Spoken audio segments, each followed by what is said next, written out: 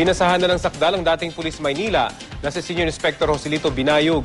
Yan ay para sa kasong paglabag sa Anti-Torture Act matapos siyang mahulikam habang tinotorture ang isang umano'y hold-upper. May ulat on the spot si Ian Cruz. Ian?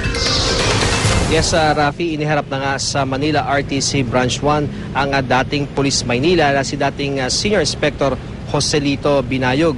At nang iharap nga siya, basahan siya ng sakdal sa sala nitong si Judge Tita Bughaw Alisuag ay tumangging magpasok ng plea itong dating commander ng Asuncion PCP ng MPD Station 2. Kaya naman ang korte na ang nagpasok ng not guilty plea para sa kanya kaugnay sa kinakaharap na kasong paglabag sa Anti-Torture Act.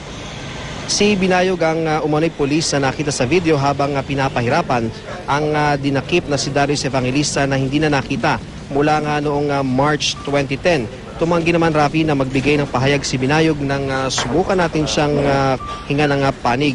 At si Margie Evangelista naman, na misis ng umano'y tinorture ni Binayog, ay kasama na dumalo ang kanilang anak sa hearing, gayon din yung ama ng kanyang mister. Sa loob ng korte ay pigilang emosyon itong si Margie. Tuloy raw ang kaso at hindi raw sila magpapaareglo. Narito ang ating mga naging panayam. Bumabalik sa akin yung nakaraan, yung ginawa nila sa asawa ko, yung video. Okay lang, kasi did not enter his plea. So under the rules, the court will enter the plea for the accused. So yun ang ini-enter palagi, not guilty. So okay lang yun.